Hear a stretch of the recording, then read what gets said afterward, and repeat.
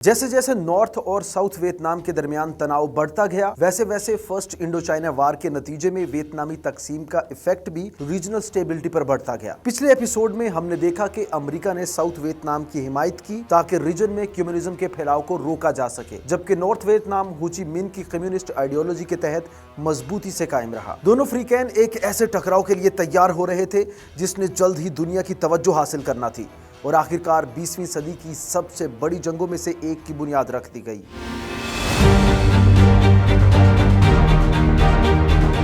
ये एपिसोड 1964 के एक अहम वाक़े गल्फ ऑफ टोनकिन से शुरू होता है, जिसने साउथ ईस्ट एशियन रीजन में अमेरिकी मुदाखलत को ड्रामाई तौर पर बढ़ा दिया। 2 अगस्त 1964 को यूएस नेवी का एक बहरी जहाज यूएसएस मेडॉक्स गल्फ ऑफ टोनकिन में गश्त कर रहा था, जब उसने इत्तला दी कि उसे नॉर्थ वियतनामी टोरपीडो बोट्स ने हिट किया है। 2 दिन बाद साउथ चाइना सी में एक और मुमकिना हमले की इत्तला मिलती है। अगरचे दूसरे हमले के शवाहिद पर आज तक बहस जारी है कि वाकई कम्युनिस्ट ने हमला किया था या फिर जॉनसन इंतजामिया ने वियतनाम में बाकायदा जंग के मंसूबे के तहत इसे प्रोपेगेंडा के तौर पर इस्तेमाल किया था, बिल्कुल वैसे ही जैसे इराक पर हमले से पहले सद्दाम पर वेपन ऑफ मैस डिस्ट्रक्शन के इल्जामात लगाए गए थे। उधर अमेरिका में सदर लिंडन बी जॉनसन पर कम्युनिज्म के फैलाव को रोकने का दबाव बढ़ रहा था। जब यूएसएस मेडॉक्स ने नॉर्थ वियतनामी फोर्सेस के हमले की इत्तला दी तो ये एक अहम मोड़ था और जॉनसन इंतजामिया ने इसे नॉर्थ वियतनामी जारहियत के सबूत के तौर पर पेश किया। फौरी रद्द-ए-अमल देते हुए सदर लिंडन बी जॉनसन ने कौम से खिताब किया और नॉर्थ वियतनामी कम्युनिस्ट खतरे के खात्मे पर जोर दिया। उन्होंने ऐलान किया कि तमाम अमरीकियों का अज़्म है कि हम साउथ वियतनाम के लोगों और हुकूमत से अपनी मुकम्मल वाबस्तगी को दोगुना करेंगे। प्रेसिडेंट जॉनसन ने एक और पुरजोश तकरीर की जिसमें कहा कि हम अब भी वसीतर जंग नहीं चाहते, लेकिन इस बात का वादा किया कि हम अपने मुल्क के लोगों और सलामती की हिफाजत जारी रखेंगे।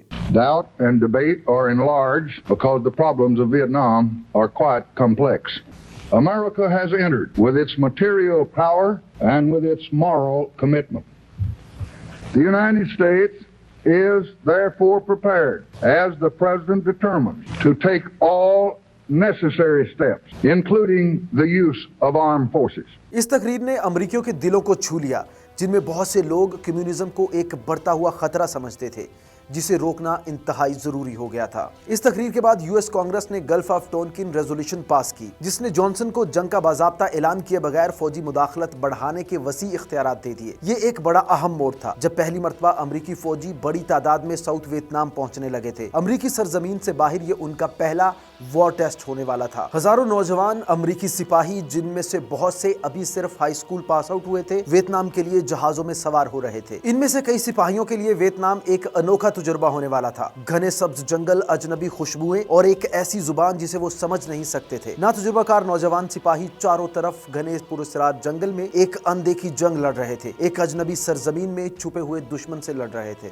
वियतकॉन्ग नॉर्थ का एक इंतहाई स्किल्ड और खतरनाक गुरिल्ला फोर्स ग्रुप था। ये गुरिल्ला फाइटर्स घने जंगलात और देहातों में घुल मिल जाते थे। वो वियतनाम के असली मालिक थे। वियतकॉन्ग अचानक से खतरनाक हमले करते थे। नॉर्थ और साउथ वियतनाम के दरमियान तकसीम बढ़ रही थी और बहुत से वियतनामियों के लिए ये जंग एक पर्सनल स्ट्रगल में तब्दील होती जा रही थी। नॉर्थ में नौजवान स्टूडेंट्स और किसान वियतकॉन्ग में शामिल हो रहे थे। उनका मानना था कि वो अपने मुल्क को मुत्तहिद करने के लिए लड़ रहे हैं। वियतनाम में हर तरफ ऐसी कहानियां गर्दिश कर रही थी जहां छोटे छोटे देहातों के 9 उम्र लड़के अपने खानदान को छोड़कर हो ची मिन के आजाद और मुत्तहिद वियतनाम के ख्वाब के पीछे लड़ने के लिए निकले थे। इन जंगजुओं के लिए ये जंग महज नजरियात की बात नहीं थी, ये एक कौम के मुस्तकबिल की हिफाजत की जंग थी, क्योंकि वियतनाम को गैर मुल्की ताकतों की हुक्मरानी से आजाद करवाना था। जब अमरीकी फौजी सिक्योरिटी के नाम पर साउथ वियतनाम के शहरों और देहातों में दाखिल हो रहे थे तो मकामी लोगों का रद्द-ए-अमल मुख्तलिफ था। कुछ ने अमरीकी फौजियों को वेलकम किया क्योंकि उन्हें उम्मीद थी कि वो इस्तेहकाम और अमन लाएंगे, जबकि दूसरे इन गैर मुल्की फौजियों को शक व शुबा से देख रहे थे, क्योंकि तकसीम के बावजूद वियतनाम की आज़ादी का ऐलान हो चुका था। फिर गैर मुल्की फौजी अब उनके वतन में क्यों मौजूद थे? अमरीकी फौजियों के लिए घने जंगलात, अजनबी जमीन और गर्म मरतूब मौसम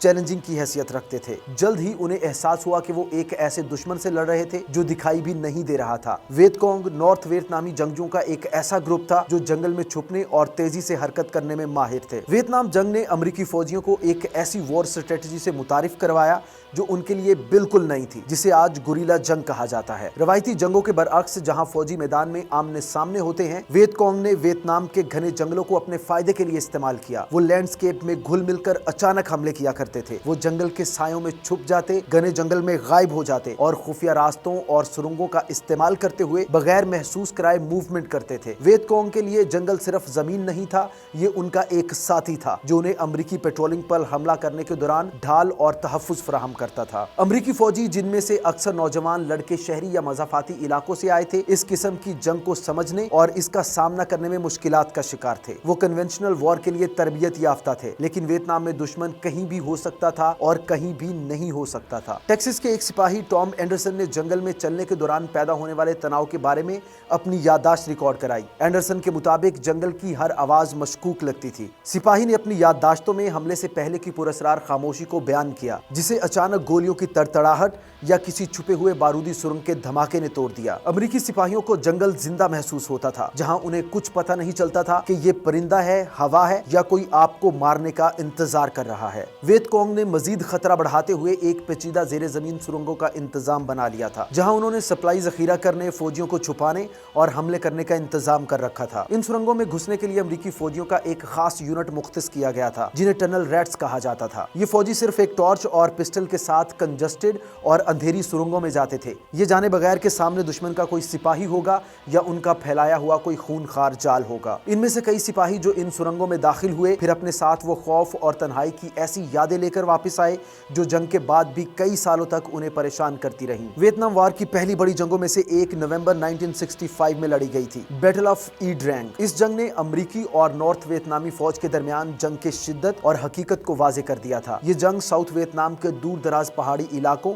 ई ड्रैंग वैली में लड़ी गई थी, जहां अमरीकी फौज ने पहली बार एक मुनज़्ज़म नॉर्थ वियतनामी डिवीजन का सामना किया था। ये जंग कई दिनों तक जारी रही, जिसमें शदीद लड़ाई के दौरान बेमिसाल जुर्रत के लम्हात भी देखने में आए। यहाँ वियतनाम में अमरीकी फौजियों की जान हर वक्त एक गोस्ट एनिमी के निशाने पर होती, वहाँ पीछे होमलैंड अमेरिका में अमरीकी फौजियों की फैमिलीज को बेमिसाल जुर्रत और कुर्बानी के लिए ट्रिब्यूट पेश किए जा रहे थे। जंग के पहले दिन लेफ्टिनेंट कर्नल हॉल मोरे ने अमरीकी फौजियों की एक बटालियन की क़यादत करते हुए हेलीकॉप्टर के जरिए वैली में एक खुले मैदान में लैंड किया। जल्द ही फौजियों को एहसास हुआ कि वो हजारों नॉर्थ वियतनामी फौजियों से घिरे हुए हैं। मोरे ने अपने आदमियों को मुनज़्ज़म रखा और फायर के नीचे पुरसुकून रहने की हिदायत की, ये सोचते हुए कि वो तादाद में कहीं कम है। उन्होंने बाद में याद करते हुए बताया कि भागने का कोई रास्ता नहीं था, वहां हम थे या सिर्फ वो थे। कर्नल मोरे की क़यादत और साथियों की जान बचाने के अज़्म ने उन्हें होमलैंड अमेरिका में कौमी हीरो बना दिया था, जो वियतनाम में अमरीकी फौजियों की बहादुरी की अलामत बन गया। एक और सिपाही सार्जेंट मेजर बेसिल पल्मले भी इस जंग में अपनी बहादुरी की वजह से मशहूर हुए। एक सख्त मिजाज और तजुर्बाकार जंगी सिपाही, पल्मले ने अपने साथी फौजियों की मदद के लिए बेखौफी से दुश्मन का सामना किया। जब जंग की सूरत हाल बिगड़ गई तो वो डटा रहा, अपनी बंदूक से फायर करते हुए पीछे हटने से इनकार किया। पल्मले के कारनामे साथी फौजियों में अफसानवी हैसियत इख्तियार कर गए और उसकी कहानी पीछे घर तक पहुंच गई, जिसे जंग के लिए दरकार अमरीकी अवाम की हिमायत हासिल करने के लिए इस्तेमाल किया गया। जंग के इख्तिताम पर दोनों तरफ से भारी जानी नुकसान हो चुका था और वैली कई दिन की शदीद लड़ाई से खून आलूद हो चुकी थी। बैटल ऑफ ई ड्रैंग ने अमरीकी और नॉर्थ वियतनामी फौज की सख्त मज़ाहमत को वाज़े कर दिया था, जो जंग का एक बड़ा मोड़ साबित हुई। ये एक ब्रूटल वार्निंग थी कि आगे कितना बड़ा चैलेंज मौजूद है,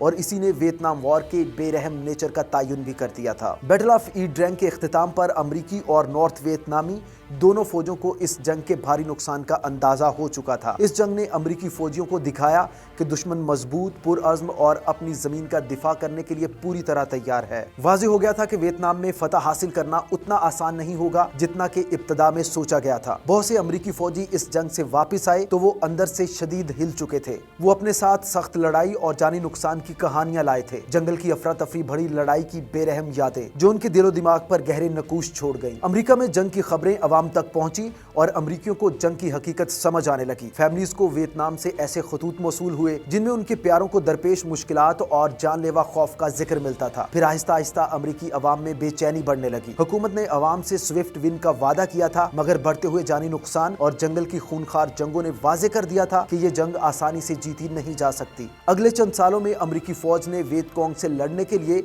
एयर बॉम्बिंग, लैंड पेट्रोलिंग और स्ट्रेटेजिक मिशंस में इजाफा कर दिया। लेकिन जूं-जूं अमरीकी मुदाखलत बढ़ती गई, जंग की पेचीदगियां और जानी नुकसान भी बढ़ता गया। अपनी आला फौजी कुव्वत के बावजूद अमरीकी अफवाज को नॉर्थ वियतनामी आर्मी और वियतकोंग की सूरत में एक मजबूत दुश्मन का सामना था, जिसकी वजह से खूनरेज और तवील लड़ाइयां हो रही थीं। ऐसी झड़पें जिन्होंने दोनों तरफ के लोगों के हौसले को आजमाया। ये जंग, जो कि कम्युनिज्म को रोकने और साउथ वियतनाम की हिफाजत के लिए शुरू की गई थी, एक तवील और मोहलिक मुहिम बनती जा रही थी। अमरीकी फौज अब इस तनाज़ा में मुकम्मल तौर पर मुलव्वस हो चुकी थी। हर नई जंग ने साबित किया कि फतह मजीद दूर होती जा रही है, जिससे बढ़ती हुई गैर यकीनी और खौफ पैदा हो रहा था। हम एक इंतहाई अहम मोड़ पर इस एपिसोड का इख्तिताम कर रहे हैं, जहां वियतनाम वॉर एक ऐसी सूरत-ए-हाल में दाखिल हो रही है जो अमेरिका के लिए बज़ाहिर अनविनेबल है, और आने वाले सालों में ये सूरत-ए-हाल मजीद बिगड़ती जाएगी। अगले एपिसोड में हम देखेंगे कि ये तसादुम कैसे मजीद शिद्दत इख्तियार करता है, बढ़ते हुए जानी नुकसान और होमलैंड अमेरिका में तकसीम होती हुई अवामी राय किस तरह इस जंग के तबाहकुन असरात मुरतब करती है। हम खूनखार जंगल वॉर, फ्रंट लाइन पर मौजूद फौजियों के तजुर्बात और वियतनामी शहरियों पर इस बढ़ती हुई जंग के असरात को गहराई से देखेंगे। कहानी यहाँ से मजीद शिद्दत इख्तियार करेगी जब हम इस बढ़ती हुई जंग की असल कीमत को सामने लाएंगे। तो हमारे साथ जुड़े रहिए।